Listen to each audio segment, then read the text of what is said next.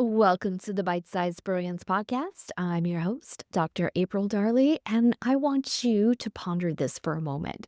Do you think that you are accidentally attacking yourself? Weird, right?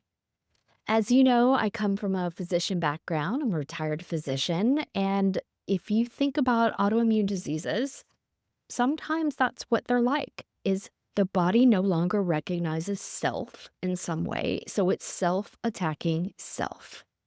So if we take this out of the realm of the physical and put it in the mental emotional landscape, you could still have these parts of you that are attacking other parts. If we look at you holistically, mind, body, spirit, everything is interconnected. Are there pieces of you that are attacking other pieces of you and creating this inner struggle, inner conflict, inner battle because they're viewing these other pieces of you as adversaries or enemies? Kind of interesting, right? Now, you mostly will see that with the mind and the body as that connection because the thoughts you think can create an entire nervous system response that can put you in panic, anxiety, depression. They can burn through your hormones, your neurotransmitters, and create this imbalance now between mind and body. And you're hearing a lot probably about nervous system healing techniques. If you're on social media at all, there are so many people jumping on the nervous system train, and they have many different viewpoints on how to deal with that. Some of them are bottom-up practitioners where they teach calming the body down. Some of them, like myself, are top-down practitioners where we're teaching you control the mind and the body will follow. And no approach is wrong. They're both right. You just choose an entry point.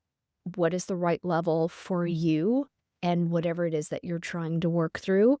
I'm a big believer in that it all works. You just have to have awareness and discernment of whether it's going to be the thing that you need so that it can work for you. And are you putting in the work to make it work for you? Because these are very important, necessary components to overall health.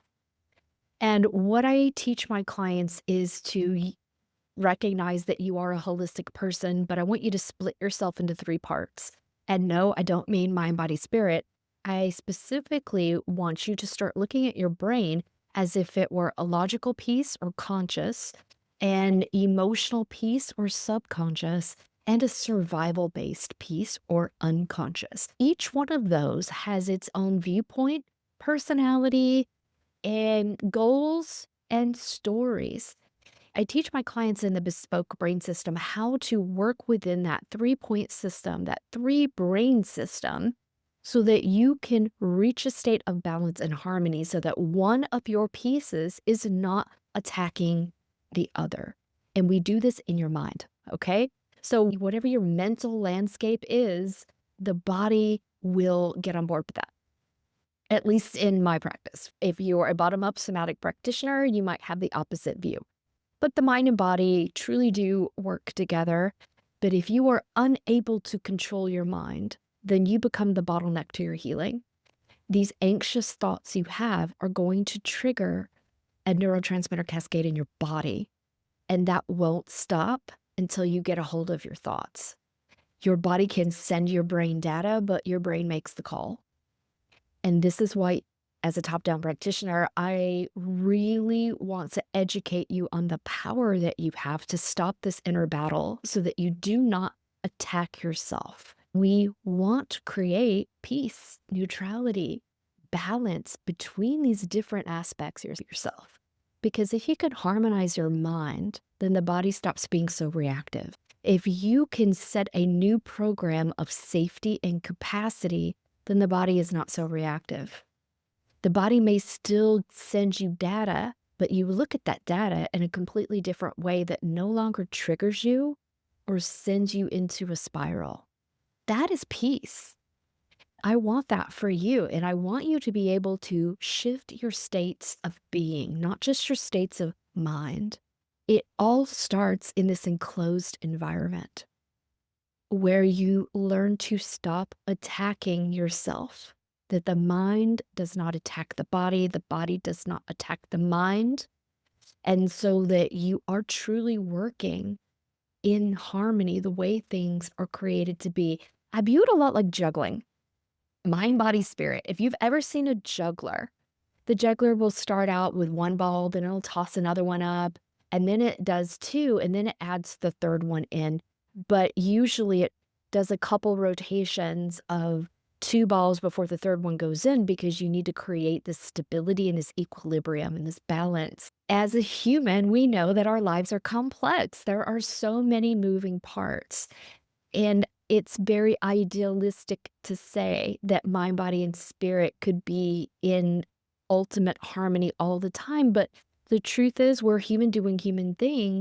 Usually, 2 out of 3 gets a little bit more attention.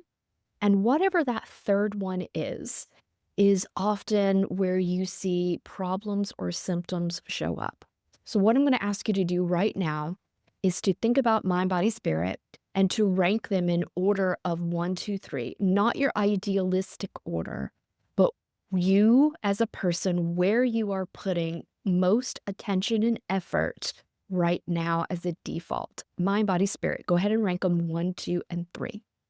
So, whatever you said as number 1, it's probably tied into your value system in some way. It's important enough to you that you constantly seek out sources of fulfillment and satisfaction or solutions.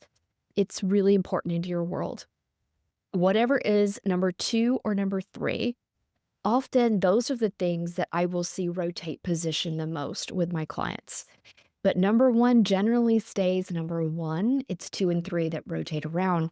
But whatever your number 3 is of the moment, it's probably needing a little bit of help. So if you just want to take a moment and listen and really ask that part, what do you need today? What do you need for fulfillment, peace, or balance? You might decide to change the order of 2 and 3. Rarely I do see people change the order of 1 and 2. Does happen. I'm not going to tell you it's not, but usually it's 2 and 3 that swap. So you may want to consider swapping just to nurture the pieces of you that aren't getting enough love, time, and attention. Because 3 balls are kind of difficult to keep in the air. Usually one of them gets dropped. Let's be realistic about that. You do have the power to switch this order around and give every single piece of you time, love, attention, and care. And that is really the message I want to leave you with today, that there are a lot of moving parts. Some of those parts may be attacking other parts. If that is happening, we want to give peace, balance, love, and attention to the parts that maybe are feeling a little bullied or neglected. And also figure out why we prioritize the things that we do. And is that really a match for us? Or is it just a survival-based adaptive behavior?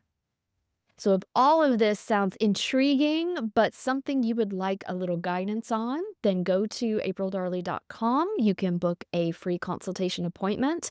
And that way I can really get a chance to get to know you and figure out what is going on with you and how the 3-part system that I teach my clients might be able to bring some peace to the inner battles that are going on in your mind, body, and spirit. All right, my friends, until next week, have a great one. Bye-bye.